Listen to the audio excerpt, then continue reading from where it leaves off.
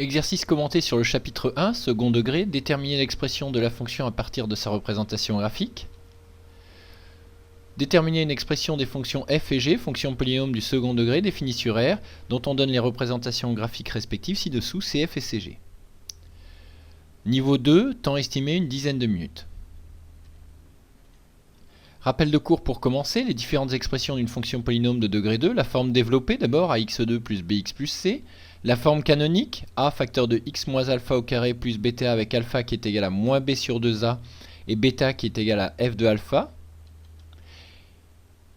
et la forme factorisée où il faut distinguer les trois cas. Si delta est négatif, il n'y a aucune racine, la parabole ne coupe pas l'axe des abscisses, on ne peut pas factoriser f de x.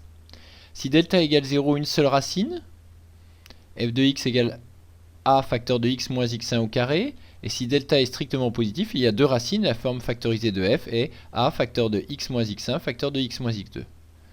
Graphiquement,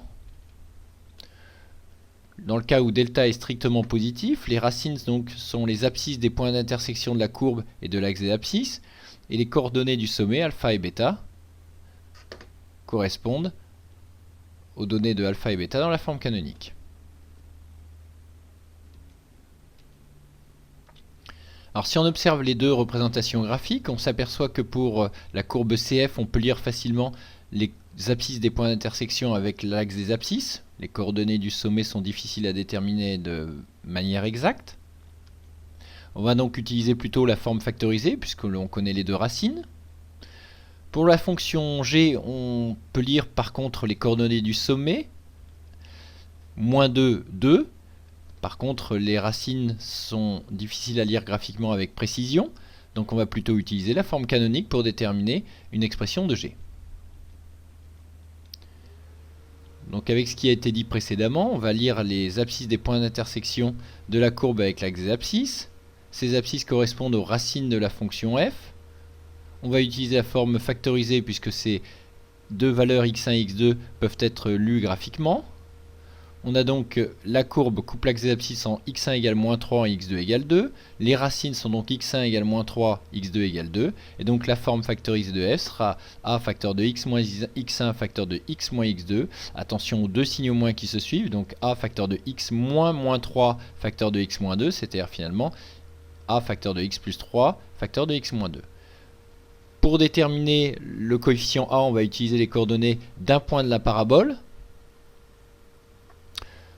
Par exemple, le point A de coordonnées moins 2, moins 8 qui était marqué sur le graphique appartient à la courbe. On pouvait aussi utiliser le point A' de coordonnées 0, moins 12, puisqu'on pouvait lire aussi ces coordonnées avec précision sur le graphique. Le point A de coordonnées moins 2, moins 8 appartient à la courbe se traduit par le fait que f de moins 2 égale moins 8. L'image de moins 2 par la fonction f est moins 8. Il suffit ensuite d'écrire cette égalité. On a a facteur de moins 2 plus 3 en remplaçant donc x par moins 2 dans l'expression de f. Facteur de moins 2 égale moins 8, c'est-à-dire moins 4a égale moins 8, et donc a égale 2. La forme factorisée de f est donc 2 facteur de x plus 3 facteur de x moins 2.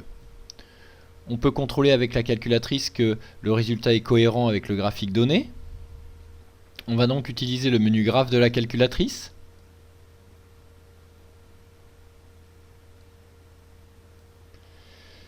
Saisir l'expression de la fonction, à savoir 2 facteur de x plus 3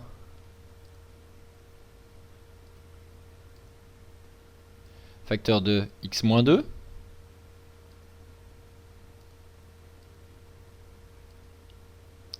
Puis on valide. Ensuite, aller dans Shift F3 pour ajuster les abscisses et les ordonnées du repère, à savoir ici, si on se réfère au graphique, x varie de moins 5 à 3.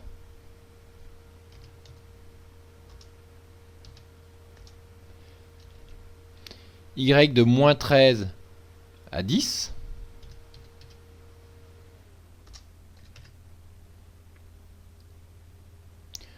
On revient à l'écran précédent. Et on peut donc tracer la courbe représentative de f pour vérifier que le résultat est cohérent avec le graphique donné. Et manifestement,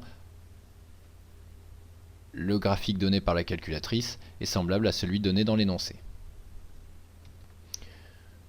On peut aussi contrôler le résultat avec GeoGebra. Et là, effectivement, le tracé est plus facile à lire en saisissant donc dans la barre de saisie en bas l'expression de la fonction 2 facteur de x plus 3 facteur de x moins 2.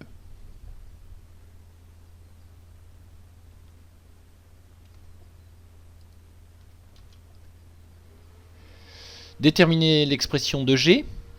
Donc on avait dit que les coordonnées du sommet pouvaient être lues sur le graphique avec précision.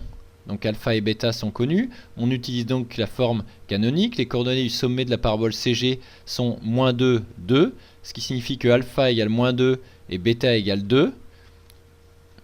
G de x est donc égal à a facteur de x moins alpha au carré plus bêta. Attention avec les deux signes moins successifs. Moins 2 au carré. Donc a facteur de x plus 2 au carré plus 2 est une expression de g sous forme canonique.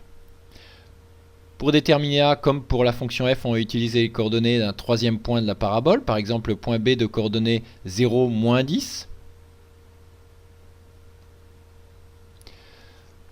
Le point b appartient à la courbe CG, donc g de 0 égale moins 10.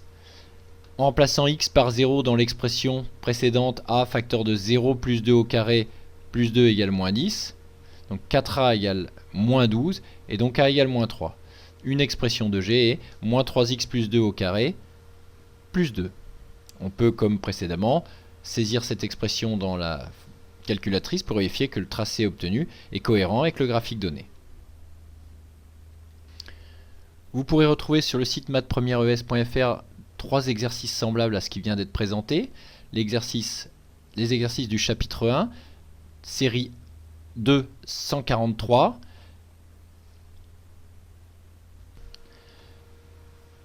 « 123 et exercice de la série 9, 191.